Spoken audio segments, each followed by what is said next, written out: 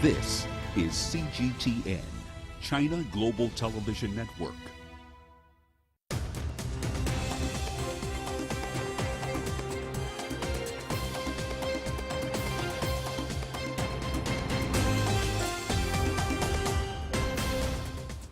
This is The World Today, 15 minutes of the latest developments from around the world. I am Peninah Karibe in Nairobi. Coming up, 13 people are killed after a deadly bomb attack targets a Syrian army base. Russia hosts the Taliban in Moscow for talks on humanitarian aid and the future of Afghanistan. And tensions run high on the Korean peninsula following Pyongyang's latest weapons test. State television is reporting that 13 military personnel have been killed in a roadside bomb attack in central Damascus. 3 others were wounded. 2 explosive devices went off as the bus was crossing a bridge during early morning rush hour. A 3rd device was defused by an army engineering unit in what officials called a terrorist blast. Rescue teams were seen moving body parts. We'll keep watching the developments and bring you the latest as soon as it becomes available. In the Democratic Republic of Congo, the death toll from a boat accident in the Congo River has risen to 61. The accident occurred more than a week ago. Authorities in the northwest Mongala province said 39 people were rescued. More than 100 were estimated to be on board the makeshift vessel that was traveling at night.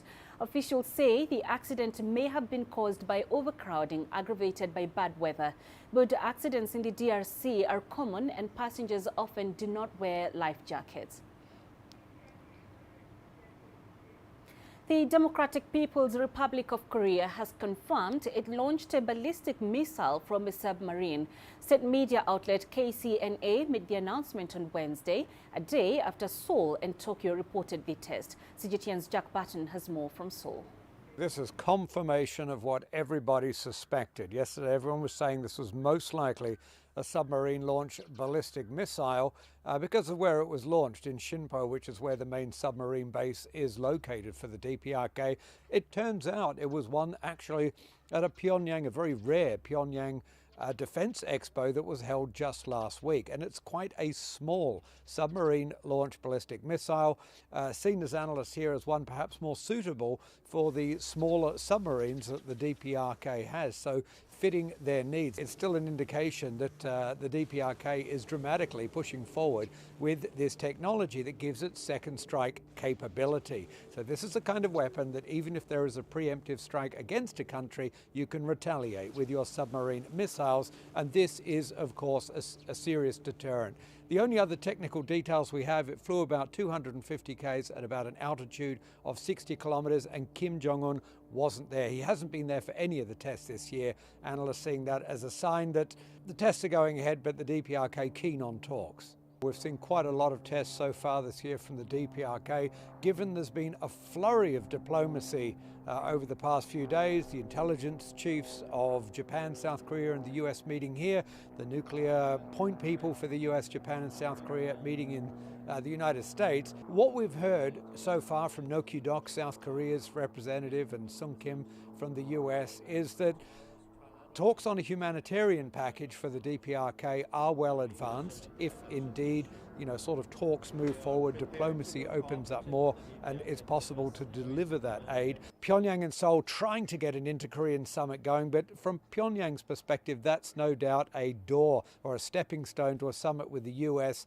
And though the Biden administration is still talking about prepared to meet anywhere, anytime, they're referring to working level talks and not a leader-to-leader summit. And that may be something that's frustrating Pyongyang at the moment and might partially explain why we're getting these bigger and bigger missile tests. Officials from South Korea, the US and Japan have met in Washington to discuss Pyongyang's missile and nuclear development. Nathan King has more in Washington. Representatives from the US, Japan and Seoul held discussions about the way forward in containing Pyongyang's missile and nuclear weapons program. The US Special Representative for the DPRK, Sung Kim, held trilateral discussions with his Japanese and Republic of Korea counterparts following a meeting between the 3 states' intelligence agencies in Seoul Monday. The alliance partners have, of course, already publicly condemned the latest launch. We cannot overlook the DPRK's recent development in missile technology and its impact on the security of Japan and in the region. The officials also called on the DPRK to refrain from further provocations. They also stressed they will pursue a trilateral approach to dealing with the threats from Pyongyang. China is calling for restraint from all parties. The situation on the peninsula is currently at a critical stage. All relevant parties should bear in mind the general picture, exercise restraint, remain committed to uphold peace and stability, adhere to the right direction of dialogue and consultation, in accordance to the two-track approach and the principle of a simultaneous steps approach to advance the political settlement process on the peninsula. While the Biden administration condemned the latest test, there seems to be no fresh ideas about engaging Pyongyang. Washington has offered talks but says it will only do so without preconditions from Pyongyang. The Biden administration stresses working with Seoul and Tokyo despite deep differences between the Republic of Korea and Japan on the DPRK and other issues too. The more coordinated approach of the Biden administration is in stark contrast to the more direct diplomacy by the former Trump administration, which wavered between threats and flattery and of course held direct summits with the DPRK in Singapore and Hanoi. Despite working closely with East Asian allies, the new Biden administration have yet to produce a policy to convince Pyongyang to go back to talks. Fresh ideas about building confidence, well, they're kind of old ideas. For example, the official end to the Korean War might help. More economic and cultural exchanges between the Republic of Korea and the DPRK to the north as well. But let's face it, it is not bearing any fruit, and one of the thorniest problems in East Asia, and let's face it, global security doesn't look like it's going to end with the denuclearization of the Korean Peninsula anytime soon. Nathan King, CGTN, Washington.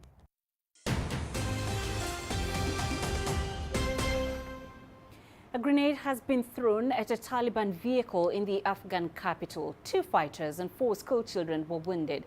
Residents say the Taliban might have been alerted about imminent attacks before that incident. They set up several checkpoints in Kabul on Tuesday and checked every vehicle passing through main roads. The security situation across Afghanistan has remained generally calm but uncertain since the Taliban's takeover in mid-August. But Islamic State-affiliated militants have staged a spate of deadly bomb attacks in recent weeks. Mali's government says it has asked the country's main Islamic body to open peace talks with leaders of Al-Qaeda's local affiliate. This, according to Mali's Minister of Religious Affairs, is in a bid to end a decade of conflict. Malian authorities have in the past endorsed the idea of talks and quietly backed local peace initiatives with militants. The security situation has continued to deteriorate and insurgent groups expanded beyond their traditional strongholds.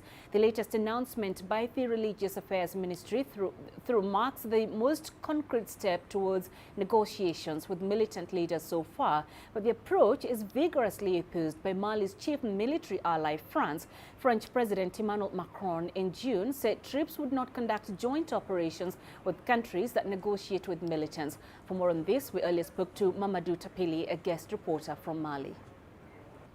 Well, the security situations in Mali is really getting worsened since a couple of almost, let's say, in those last 2 years actually, because the situations was even hardened during the years 2019 and 20 in the center of Mali. I'm particularly talking the case of the region of Mopti. Well, for the time being, I think the ideas are a bit divided on the matter, on the questions, because first of all, some people were so excited by the announcement of the arrival of the private Russian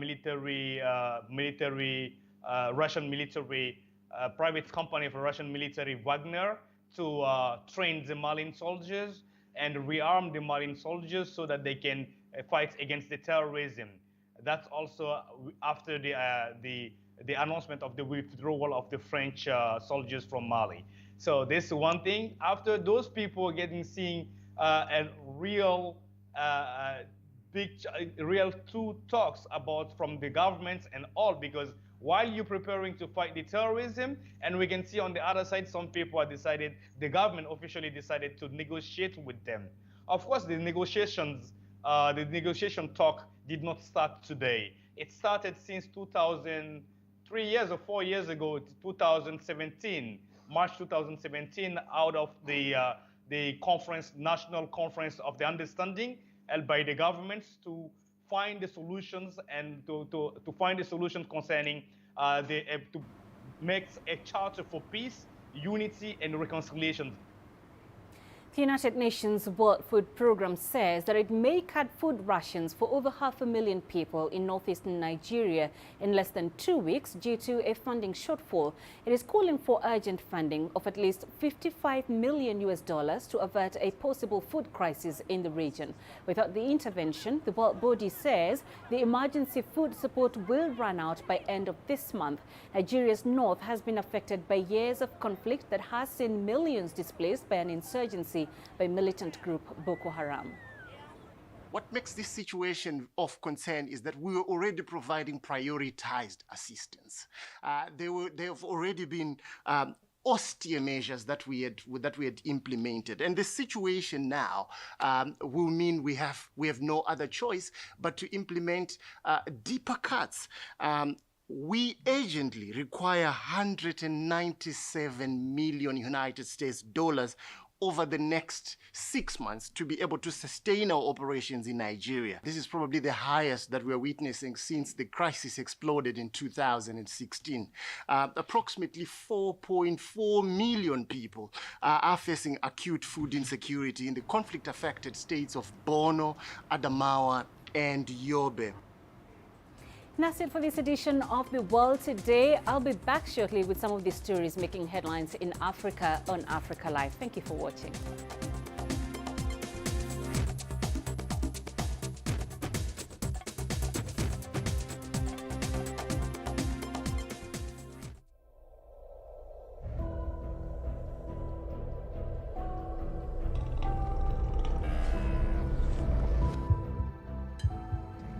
Taken me completely out of my depth, but at the same time it's exciting. It's new, it's different, it's a challenge. It's really exciting.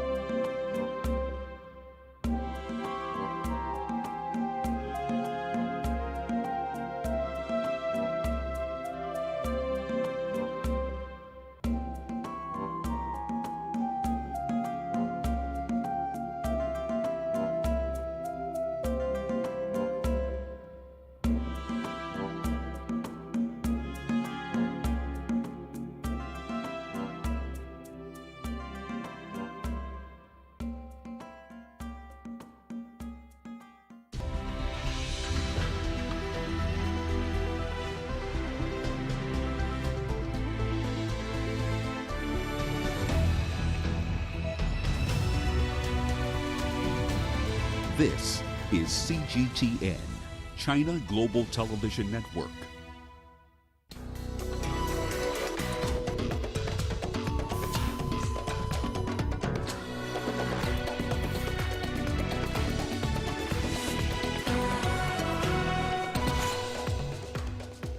Worsening humanitarian crisis in Ethiopia as fighting resumes in the Tigrayan capital of Mekelle. Mali asks Muslim body to open peace talks with Al-Qaeda's local affiliate. And Libya struggles to find peace 10 years after the fall of Muammar Gaddafi. Hello and thank you for joining us on Africa Live. I am Peninah Karibe in Nairobi. Also coming up.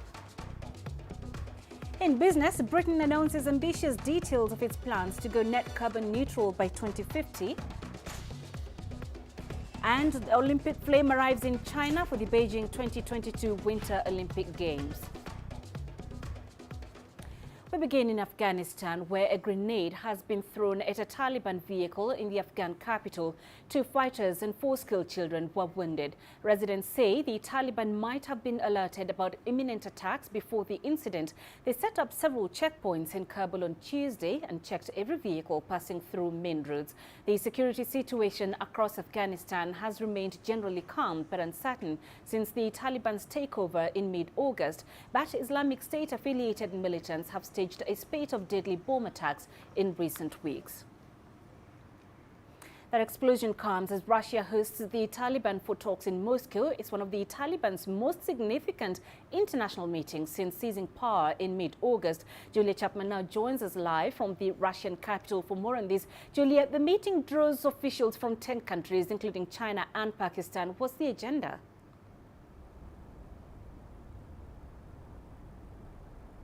Well, they're discussing the future of Afghanistan now under Taliban control, with all of the regional powers attending. Of course, the US is in fact absent from these talks, and Russian Foreign Minister Sergei Lavrov expressed disappointment in his opening remarks. He said he wanted to see the US participate in this format, which it has done in the past, and the US State Department said ahead of these talks that it was for logistical reasons that it wouldn't be taking part.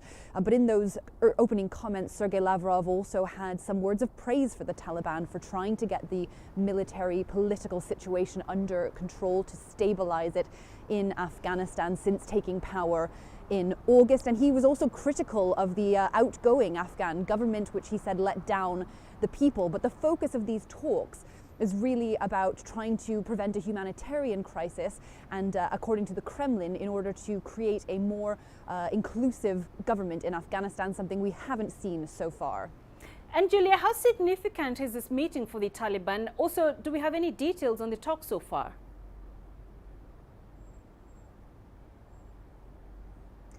Well, the talks have only just started getting underway, and I think it is a particularly significant meeting for the Taliban. It's helping to legitimize them, although many of the countries taking part in these talks do not recognize the Taliban as the legitimate government of Afghanistan, including Russia.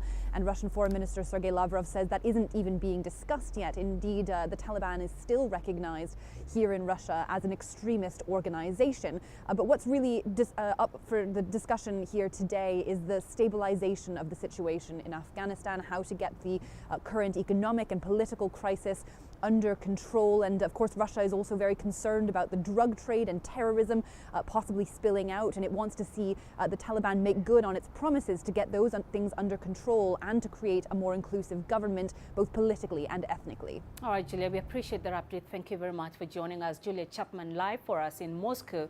Now let's head to the Democratic Republic of Congo, where the death toll from a boat accident in the Congo River has risen to 61. The accident occurred more than a week ago. Authorities in the northwest Mongala province said 39 people were rescued. More than 100 people were estimated to be on board the makeshift vessel that was traveling at night. Officials say the accident may have been caused by overcrowding, aggravated by bad weather. Boat accidents in the DRC are common, and passengers often do not wear life jackets. Let's cross now to Kinshasa, where CGTN's Chris Chamringa is live for us. Chris, can you give us an update on this accident? What caused that accident, and what's been the response from authorities so far?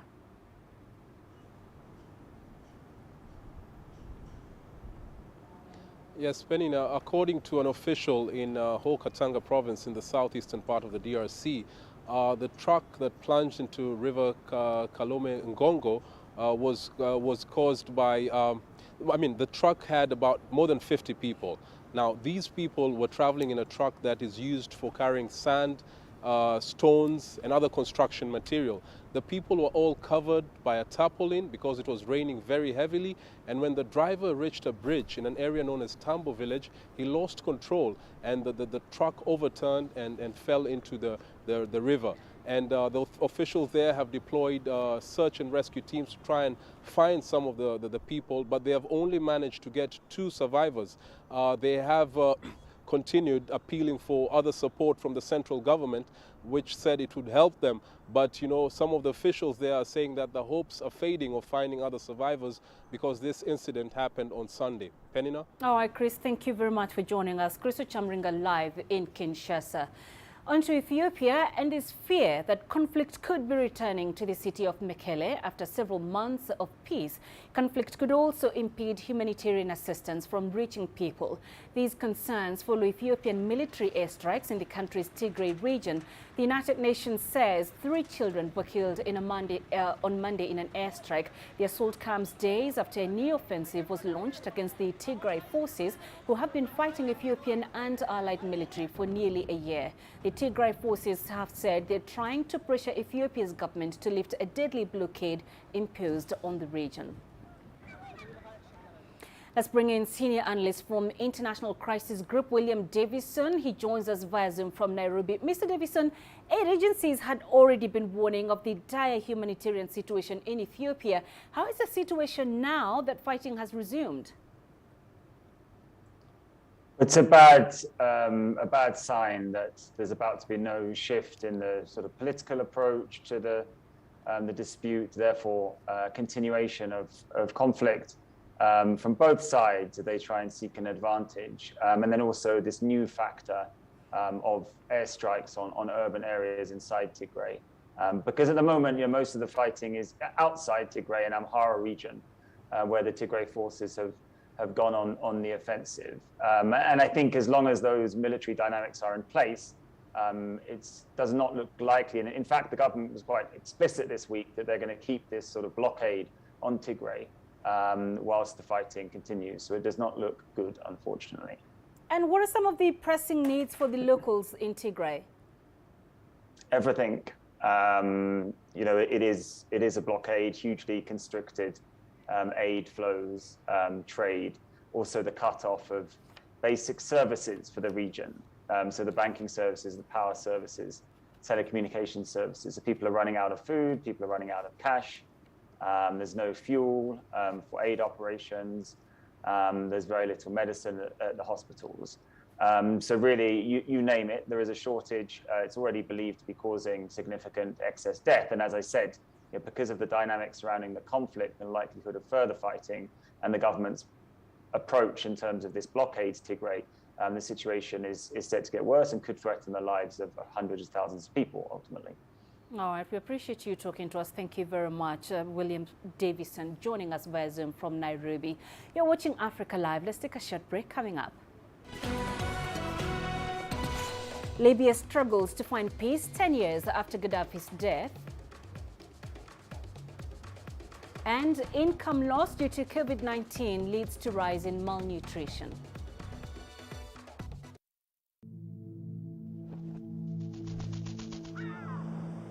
How will your world change today?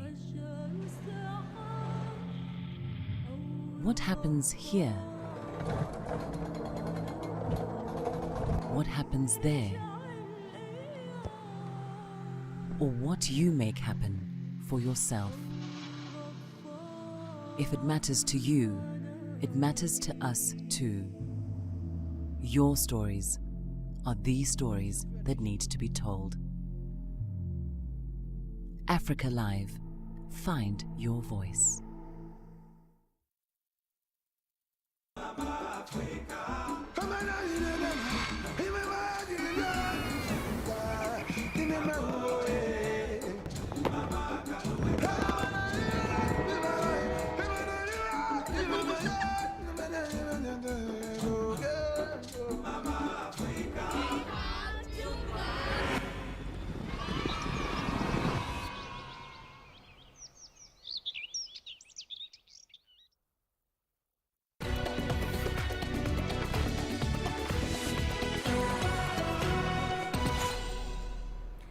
Mali's government says it has asked the country's main Islamic body to open peace talks with leaders of Al-Qaeda's local affiliate. This, according to Mali's Minister of Religious Affairs, is in a bid to end a decade of conflict. Malian authorities have in the past endorsed the idea of talks and quietly backed local peace initiatives with militants. The security situation has continued to deteriorate and insurgent groups expanded beyond their traditional strongholds. The latest announcement by the Religious Affairs Ministry, though, marks the most concrete step towards negotiations with militant leaders so far, but the approach is vigorously opposed by Mali's chief military ally, France. French President Emmanuel Macron in June said troops would not conduct joint operations with countries that negotiate with militants. For more on this, we earlier spoke to Mamadou Tapili, a guest reporter from Mali. Well, the security situations in Mali is really getting worsened since a couple of almost, let's say, in those last 2 years actually, because the situations was even hardened during the years 2019 and 20 in the center of Mali. I'm particularly talking the case of the region of Mopti. Well, for the time being, I think the ideas are a bit divided on the matter, on the questions, because first of all, some people were so excited by the announcement of the arrival of the private Russian military, private company for Russian military, Wagner, to train the Malian soldiers and rearm the Malian soldiers so that they can fight against the terrorism. That's also after the announcement of the withdrawal of the French soldiers from Mali. So this is one thing. After those people seeing a real real true talks about from the governments and all, because while you're preparing to fight the terrorism, and we can see on the other side, some people have decided, the government officially decided to negotiate with them. Of course, the negotiation talk did not start today. It started since 3 years or 4 years ago, 2017, March 2017, out of the conference, National Conference of the Understanding, held by the governments to find the solutions and to find the solutions concerning to make a charter for peace, unity, and reconciliation. Let's head to North Africa, where 19 migrants are missing after their boat capsized off the coast of Tunisia. 4 bodies have been recovered so far. Officials say the boat was carrying 30 people, most of them young men. Adnad Shawashi has the details. The Interior Ministry announced that the fishing boat left the coastal governorate of Al-Mahdiya for an illegal crossing. Regional authorities say overloading is behind this boat sinking. The search for survivors or other bodies is underway off Sheba and the nearby regions. The Public Prosecutor's Office at the courts of Al-Mahdiya and Al-Munastir has ordered an investigation in order to determine the responsibilities. Meanwhile, 5 irregular migration attempts from the coast of Munastir to Italy were thwarted Sunday by the security forces. 7 individuals from Tunisia and other African countries were arrested. In addition, 7 engines and 3 boats and a quantity of fuel were seized during this operation. According to the Tunisian Forum for Economic and Social Rights, the number of migrants departing from Tunisia who have reached the Italian coast since the start of 2021 stands at 10,911, up 27% compared to 2020. 16,209 migrants have been prevented from reaching the Italian coast since the start of 2021. This number is up 47% compared to the same period last year. In addition, the European Border and Coast Guard Agency Frontex says there were 5,670 illegal border crossings in September, 33% more compared to the same period in 2020. Most migrants came from Tunisia, Bangladesh and Egypt. Experts say the number of irregular migration attempts will increase this year due to the economic and social crisis, as well as the negative repercussions of the COVID-19 crisis. Adnan Shawashi, CGTN, Tunis. Today marks the 10th anniversary of the death of former Libyan President Muammar al-Gaddafi. NATO airstrikes targeted Gaddafi's hometown of Sirte. Rebels then captured Gaddafi and killed him before he could be put on trial. A decade after his killing, Libya is on the path towards peace, but the country remains polarized, and a planned election scheduled to be held on December 24th faces many hurdles. Adil Mahroui tells us more. Over a decade ago, popular protests broke out against President Muammar Gaddafi in Libya in February 2011, as people demanded an end to his four-decade rule. But unlike in Libya's neighbors Egypt and Tunisia, where leaders responded to the uprising by stepping aside, Gaddafi fought back to assert his control. 8 months later, NATO-backed rebels captured the Libyan president near his hometown of Sirte, but instead of putting him on trial, they killed him. His death was that of an unjust ruler. It should not have happened that way. Ideally, he should have been put on trial. We should have understood how he managed Libya, where his finances were hidden. What had he done during his 4 decades in power? It's why chaos followed, because he controlled everything. It took Libya almost 10 years to end the fighting and enjoy the longest ceasefire the country has seen since the fall of Gaddafi. The truce, however, remains fragile. There are concerns that foreign fighters and mercenaries who are scattered across Libya could threaten any possible political solution. Now, Libyans see it as their right to carry arms and fight the foreign fighters in their country. They will revolt and raise their voice, no matter what the West says. I don't think Libya will recover soon. The NATO invaders who attacked Libya with airstrikes for 8 months still want to control the country. The UN, the AU and regional powers are trying to push Libyans towards holding an election in December. It's not clear who voters in the North African nation will elect, but the aspirations of Libyans are not a secret. Libyans want to go back to the pre-2011 country. If the people had had the liberty to choose their leadership and parliament, they would have completed the task within a year. Libya before 2011 was a developing nation. There was no terrorism. It was a leading economy in Africa.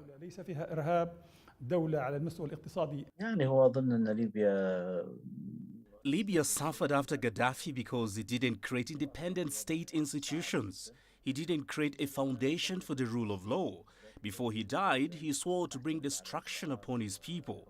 He ordered his supporters to arm themselves against the uprising. The population was growing without control. Unemployment rates were spiking. Libya was ranked 135th in the world in terms of education quality, and it was among the top in corruption ranking. Libyans want the security and the stability that Gaddafi provided, but they also want a well-structured country that relies on the entire nations instead of just one man. The North African nation appears to be reaching peace with its past. One of Gaddafi's sons, Saadi, has been released from detention, while his elder brother, Saif al-Islam, may run in the upcoming elections. Adil Mahroui, CGTN, Cairo.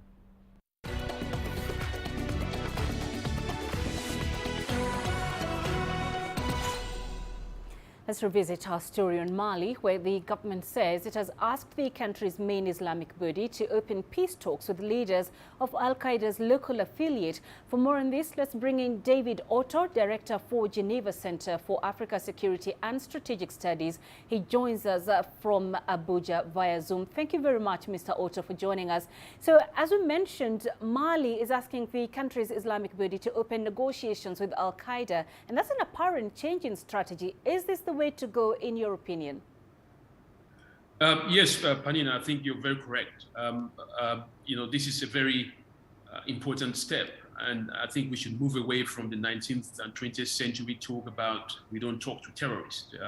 We see that that doesn't work in principle. But it's not just engaging with these so-called militants or Al-Qaeda-related terrorists that is important. Mali has tried that after the revolts in 1963, 1991, 2006, and 2012. And they have constantly, come up with solutions that have not been able to be sustainable neither have they been implemented. So I think what is more important is to be able to identify those who are not hardliners and those who might be moderate and willing to talk, so that they can reach the long-standing divide, as you much know, between the North and the South.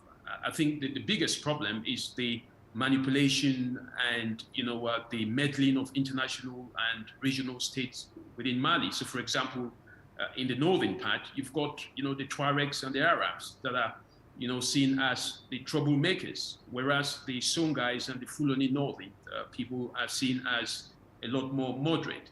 So it's left to see how this political divide can be appreciated in any upcoming talks, how the religious, the economic, the social, and the traditional differences can be balanced by the Bamako government to reach a peaceful negotiation.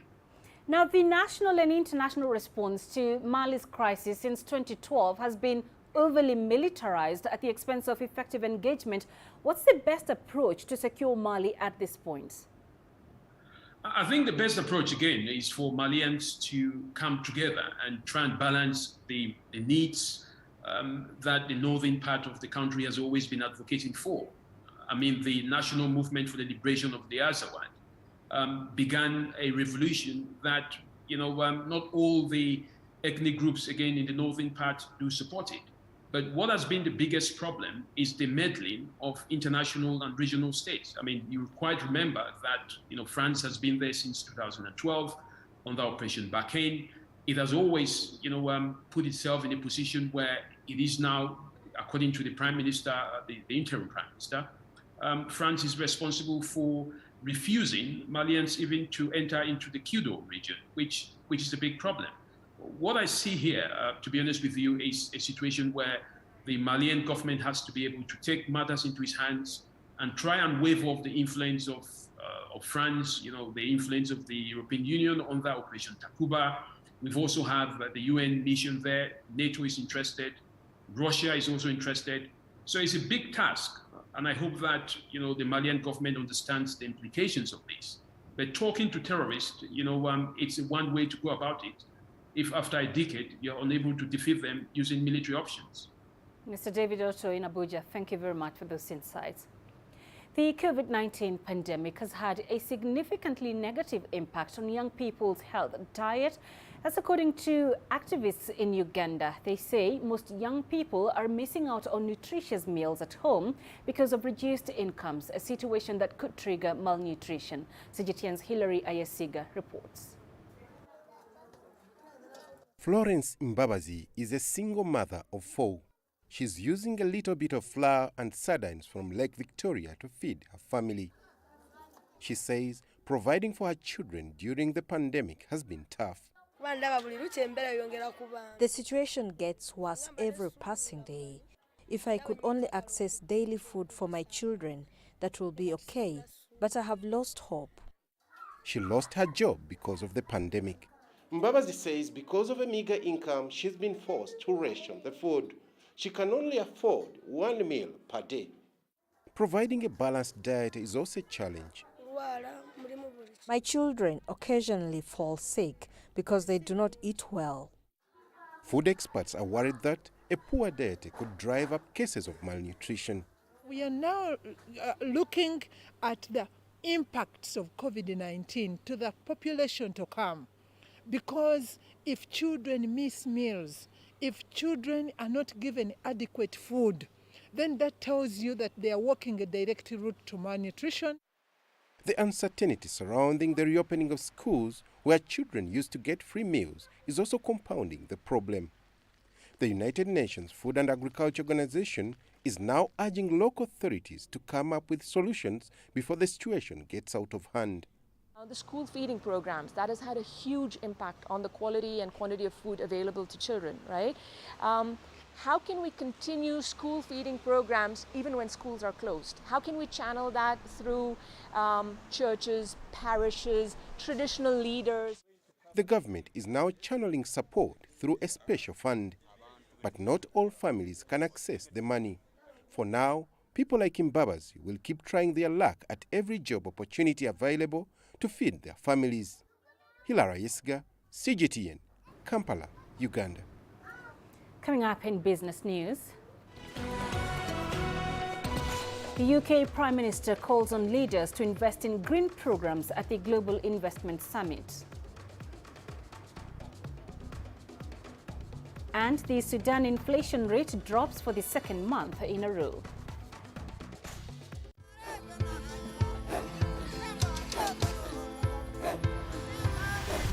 Africa is a continent of diversity, with varied climates and enchanting geography, and a people so distinct, but with a shared enduring spirit.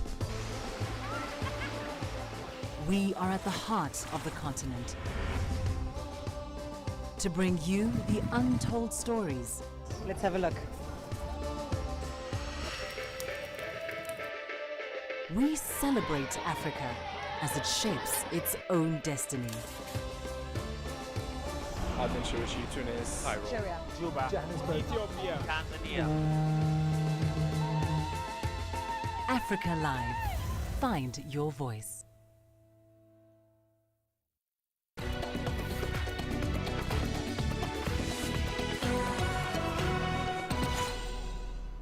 Current data in South Africa is predicting that a fuel price hike will be catastrophic at the end of October or November.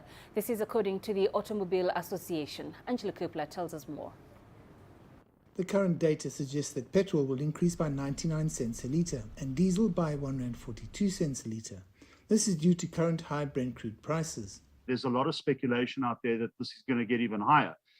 We've seen that, the American president, Joe Biden, has asked OPEC plus countries to cut production, hasn't really had a favorable response to that because, they're making a lot of money off that because there is demand. And the North is going into its winter season, so that demand is just going to increase. Local consumers are going to feel the effect of the increase, not only at the pumps, but throughout the economic value chain. Well, if you take the Statistics South Africa consumer basket, transport makes up about 15% of the typical consumer basket. And of course, keeping in mind that there's no such thing as the average consumer, but that's a good ballpark of how South African consumers in the main will feel the impact of that price change. While the international market fuel prices are set by supply and demand globally, South Africans pay a lot more for a litre of fuel than in neighbouring countries. We're looking at around 30% of every litre of petrol is used for taxation. Now, the taxation for the Road Accident Fund is to compensate victims of crashes in this country, and the general fuel levy can be used for whatever purpose the Treasury sees fit. It doesn't have to be for road infrastructure or maintenance. It can be, but it can also be used to build schools or to buy clinics or to do whatever the case is. There may be more bad news for consumers because of that rising fuel price. If you look at rising pressure on inflation rates over the course of the last 6 months or so, this suggests that South African inflation is heading higher. That will be a further negative to households. And in all of that, if we go to the implication for interest rates, it looks increasingly likely that interest rates start to rise after 2020's spectacular cuts, that South African interest rates could be hiked as soon as November by 0.25%. That fuel price increase is not good news for consumers or for businesses, and it's likely that the price of fuel will continue increasing for the foreseeable future. I'm Angelo Coppola for CGTN in Johannesburg, South Africa. Britain announced ambitious details of its plans to go net carbon neutral by 2050 as it gears up to host a critical UN climate summit at the end of October. CGTN's Guy Henderson reports. Laying the groundwork for a green industrial revolution. Every home in the English village of Swaffham Prior is being retrofitted with heat pumps to replace fossil fuel-driven boilers. It is the first community in the country to do so. So a ground source heat pump is essentially, it's extracting thermal energy from the ground at a relatively low temperature and then using a heat pump to drive up the temperature, sort of like a reverse fridge, if you will. Britain's ageing housing stock accounts for about a fifth of all its emissions. So its government has now announced plans to encourage a rapid national rollout of such systems with the help of more than $600 million in grants. That's just part of a long-awaited strategy to go net carbon neutral by 2050. It'll be kick-started, says UK Prime Minister Boris Johnson, by billions of dollars in state funding. What we want to support is direct air capture, long-term battery life, jet zero and green hydrogen. I think these are all technologies that have massive potential, but they're currently underinvested in by comparison with some others. And the hope is the private sector will then follow. Ministers say nearly $16.5 billion of investment has already been promised. Still, there's criticism at both ends of the spectrum. Environmental groups say further action's needed. The oil and gas industry worries the housing plan specifically may not be realistic. We can't just switch off oil and gas and move straight to the new energies. We have to find a way to have a managed transition so that as production and use of oil and gas decline, we have the new energies taking up the slack. And the problem, what we've seen at the minute, we're not yet equipped to be able to take up the slack quick enough. Britain hosts a critical UN climate summit at the end of this month. Its Prime Minister has laid down what he sees as a marker he wants others to follow. Guy Henderson, CGTN. Inflation in Egypt hit a 20-month high of 6.6%, up from 5.5% in August, according to the country's official statistics agency. This has been attributed to rising costs of food, education and healthcare. CGTN's Yasser Hakim reports. The sudden upward inflationary trend after nearly a year below the 4.5% rate has not just been triggered by an increase in the cost of local goods, education and healthcare services. Agricultural crops have also been hit by the effects of climate change that saw lower yields pushing food prices up. The government was also forced to raise the prices of fuel and electricity due to hikes in global energy and commodity prices. Inflation leads to a drop in the purchasing power of citizens. Hence, growth rates drop, production levels drop, the economy slows down, and could lead to higher unemployment rates. Egypt was aware that there will be an inflationary trend after the coronavirus, so it stored basic commodities and is supplying at subsidized rates through state-owned and army outlets and supermarket chains to keep inflation controlled. Egypt imports nearly 70% of its basic needs. Extensive efforts are underway by the government to implement mega projects that will help achieve self-sufficiency in food production and energy, so it can reduce reliance on volatile global production. A set of social welfare and food subsidy programs are on the ground as well to protect the poor and low-income earners from the inflationary effects. In the meantime, the central bank is to take a different approach to emerging markets and developed economies who raise their interest rates to sustain a competitive edge. Analysts believe Egypt's returns are still attractive for foreigners investing in debt instruments. I expect the interest rates to remain fixed. Why fixed at 8.25% and 9.25% for 2021? Because the central bank wants an economic growth fueled by a balance between supply and demand. When the central bank refrains from a rate increase, it can still encourage investments rather than people depositing their money in banks or bank certificates. This will keep inflation at bay and stimulate the economy through investments.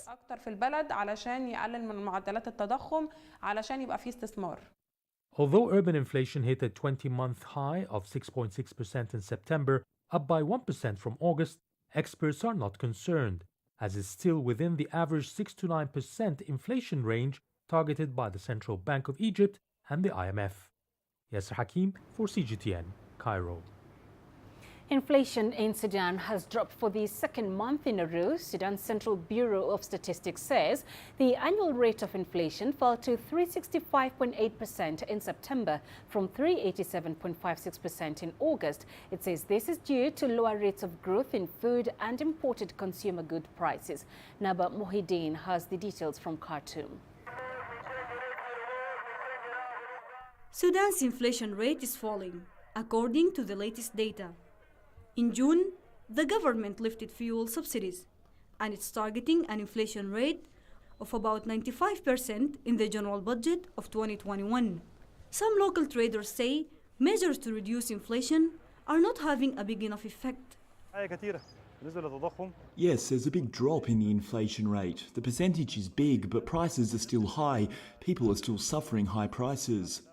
The drop is just government reports we heard about. We never felt any differences.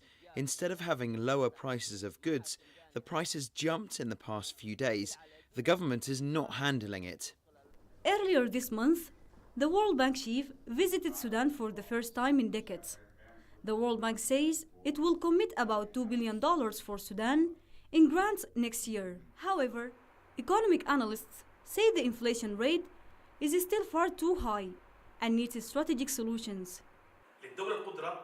The state can tackle the high inflation rate if it encourages the production operations and productivity through raising production rates and the exports, besides lowering the imports that will reduce the deficiency in the trade balance, and that will create abundance in products and reduce prices. Sudan's economy has been hit by the instability that led to the ouster of the former president Omar al-Bashir 2 years ago. The current government has implemented wide reforms to attempt to tackle a budget deficit, widespread shortages, and soaring prices for essential goods. The currency was sharply devalued in February in a bid to correct economic and monetary imbalances.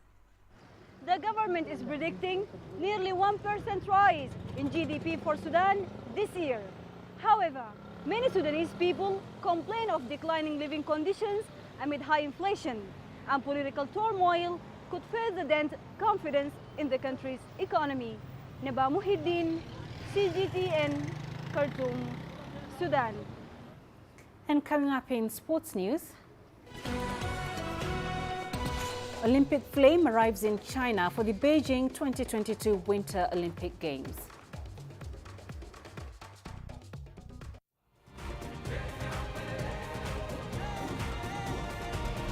Africa Live. Find your voice.